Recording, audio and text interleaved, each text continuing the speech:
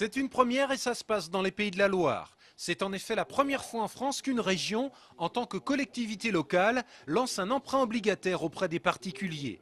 Dès lundi prochain, tous ceux qui le veulent pourront en effet placer leur argent auprès de la région, un taux qui rapportera 4%.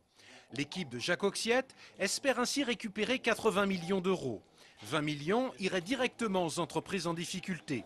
50 millions seraient par ailleurs consacrés à la construction de nouveaux lycées ou à l'amélioration de l'infrastructure ferroviaire. C'est un emprunt éthique parce qu'il est au service de l'économie réelle. Il n'est pas au service de produits toxiques ou financiers que personne ne maîtrise. Dans des paradis fiscaux, au service de fonds de pension douteux, et que ça servira à l'économie réelle, à la fois son intérêt, mais aussi l'intérêt de ses enfants et de ses petits-enfants. Cette mesure votée à l'unanimité en mai dernier vient pallier un manque de liquidités fournies jusqu'alors par les banques. Des liquidités aujourd'hui indispensables pour honorer les engagements. On a voté au mois de mai 250 millions d'euros d'investissements supplémentaires par anticipation pour donner du travail aux entreprises et maintenir l'emploi, notamment dans le secteur du bâtiment et des travaux publics. Les particuliers ont jusqu'au 9 octobre pour souscrire à cet emprunt pour un montant minimum de 500 euros. Selon les experts, ce placement serait une opportunité puisqu'une agence internationale vient de valider ce dispositif en décernant à la région des Pays de la Loire un rapport très favorable sur ses capacités financières.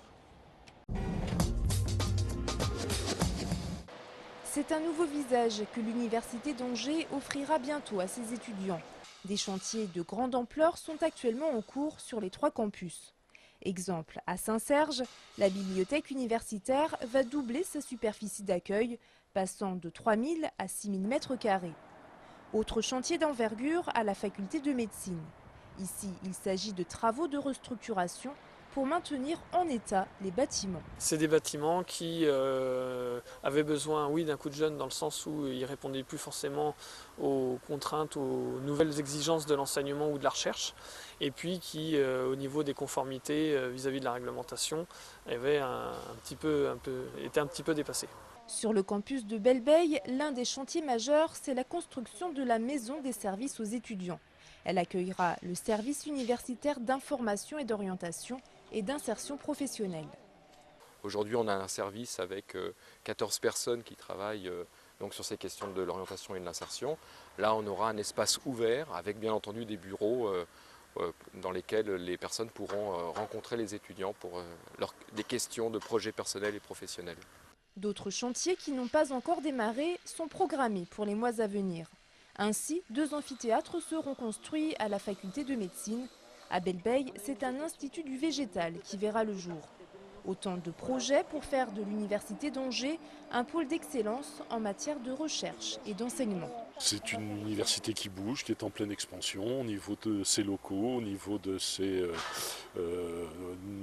la recherche, au niveau de la pédagogie. Nous sommes toujours en très légère augmentation au niveau de nos effectifs.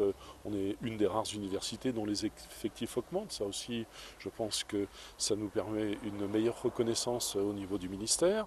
En tout, ce sont plus de 140 000 mètres carrés de surface qui seront bâtis. Le coût global des opérations s'élève à 95 millions d'euros. Fin des travaux prévus en 2013. Avec 2 victoires en 2 matchs, l'équipe d'Angers Basket Club a parfaitement entamé le championnat. Déjà bien lancé, ce samedi, les Angevins reçoivent Saint-Étienne. Seulement voilà, il n'y aura peut-être pas de match. Il y a une semaine, la Fédération française de basket a décidé de rétrograder le club de Saint-Étienne de Pro B en National 1. Une décision qui a été prise alors que la saison avait déjà commencé. Pour l'ensemble des présidents des clubs engagés en N1, c'est la goutte d'eau qui fait déborder le vase. Ils n'acceptent plus la gestion faite par la fédération et menacent désormais de boycotter tous les matchs contre Saint-Étienne. Aujourd'hui, on n'a rien contre Saint-Étienne, c'est contre la 18e équipe. On ne trouve pas ça équitable qu'il soit versé aujourd'hui en N1 après 2 journées de championnat. Et je pense qu'à un moment donné, il faut faire front. On n'est pas des gentils moutons.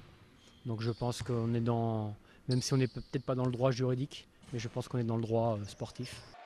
Malgré l'accueil glacial de la part de l'ensemble des clubs de National 1, Saint-Étienne compte bien faire le déplacement ce samedi. On a fait une réservation de salle pour faire notre shooting, on a réservé l'hôtel, on se déplace, on part vendredi après-midi, on dort sur Angers. Il n'y a aucun souci de ce côté-là.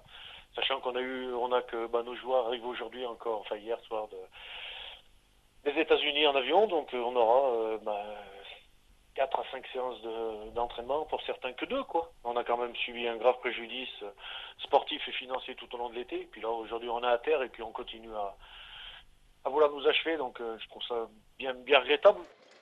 L'ABC ne souhaite pas disputer cette rencontre. En attendant une décision écrite de tous les présidents de National 1, les joueurs se tiennent prêts à jouer ce match. Les Ducs d'Angers ont assuré le strict minimum hier soir en se qualifiant pour la suite de la Coupe de la Ligue. Les Angevins se sont en effet imposés 3-2 sur la glace des Dracards de Caen, qui évoluent en Division 1, soit une division en dessous d'eux. Il s'agissait du premier match officiel de la saison pour les Ducs d'Angers. Ils reprendront le championnat de Ligue Magnus ce samedi à la patinoire du Haras en accueillant Chamonix. Le match débute à 18h30. Anthony ou Asfan à côté de Pascal. L'image du jour, c'est la photo officielle du club de football d'Angesco qui a été prise cet après-midi au stade Jean-Bouin. Entre les joueurs, les dirigeants, l'encadrement et les partenaires institutionnels, ils étaient pas moins de 41 à poser pour la postérité. À noter la présence de Michel Houdbin, l'adjoint au sport de la ville d'Angers, qui aura peut-être eu le temps d'échanger quelques mots avec Willy Bernard, le président du club angevin, à propos du dossier désormais polémique de la rénovation du stade. Le poster officiel d'Angesco devrait être disponible dans environ 3 semaines à la boutique du club.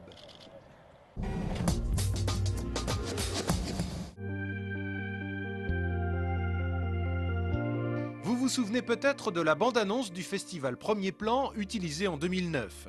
Pour l'édition 2010 de cette manifestation, qui se déroulera du 22 au 31 janvier prochain, l'association qui gère ce grand rendez-vous est actuellement à la recherche de pas moins de 200 figurants âgés d'au moins 16 ans. Ces derniers participeront ce week-end au Théâtre du Quai à Angers au tournage de la bande-annonce 2010.